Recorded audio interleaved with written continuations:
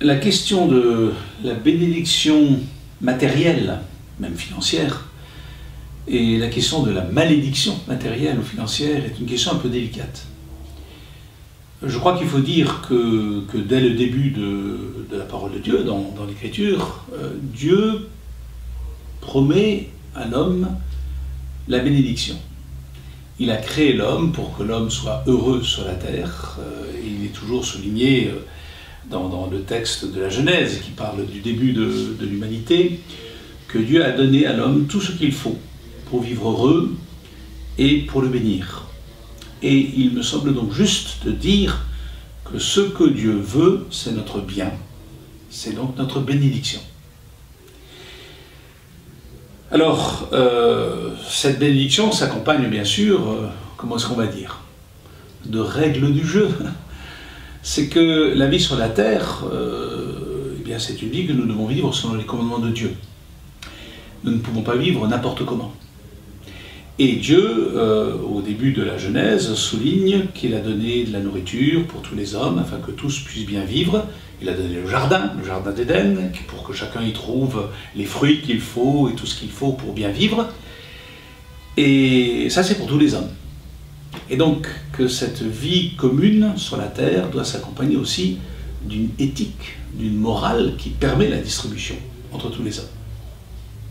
Et l'on voit après, dans la suite de l'Écriture, que la bénédiction est promise à ceux qui vivent selon les commandements de Dieu, selon ce que Dieu lui-même avait prévu pour que la terre puisse bénéficier à tous. C'est ce qu'on appelle la destination universelle des biens. Parfois, lorsqu'on entend parler de bénédiction matérielle, on voit que beaucoup de gens pensent à eux-mêmes, ou pensent à leur groupe, ou à leur église, ou à leur société. La bénédiction que Dieu a promise, la bénédiction que Dieu veut, c'est la bénédiction de tous les hommes. Ce n'est pas une bénédiction égoïste, c'est une bénédiction qui s'accompagne de partage.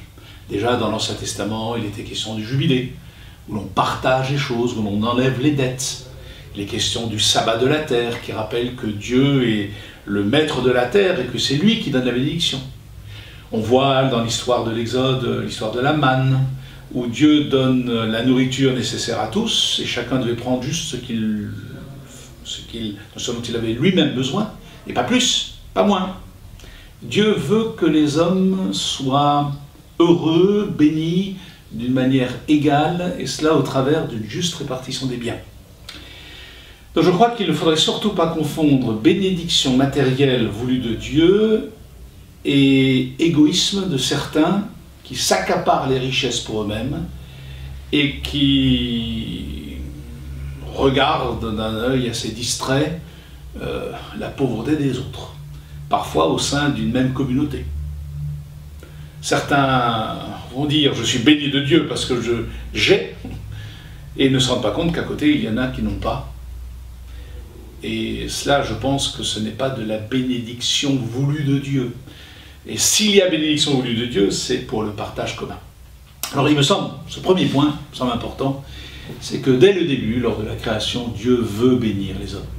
Et veut qu'ils aient tous de quoi subvenir à leurs besoins.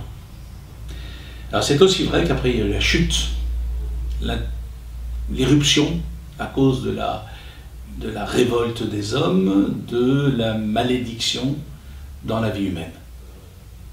Et cette malédiction dans la vie humaine s'accompagne de dysfonctionnements dans la création, des dysfonctionnements entre les hommes, l'égoïsme, la violence, la volonté de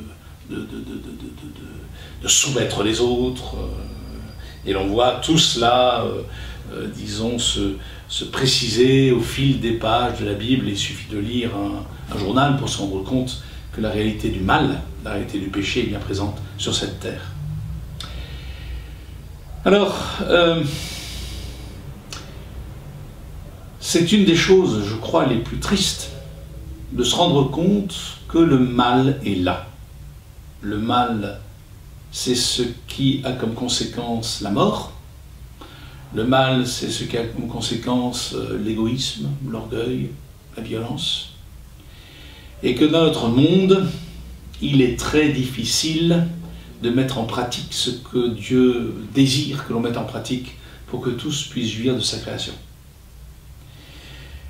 Ça, c'est le deuxième point. Dieu veut notre bénédiction, mais il y a le mal qui est là, avec ses conséquences, et son jugement, le jugement que Dieu a contre le mal dans notre monde, dont la mort, la maladie, la mort, est l'une des manifestations les plus fortes. Alors, qu'en est-il du chrétien? Si le chrétien est béni de Dieu, si le chrétien pense connaître Dieu, si le chrétien dit qu'il est aimé de Dieu, qu'en est-il de sa situation? Ne devrait-il pas être constamment béni, puisqu'il est aimé de Dieu? Alors je pense que là, l'exemple le plus fort est celui de Jésus-Christ. Jésus-Christ a certainement été béni de Dieu. Il n'a jamais été malade.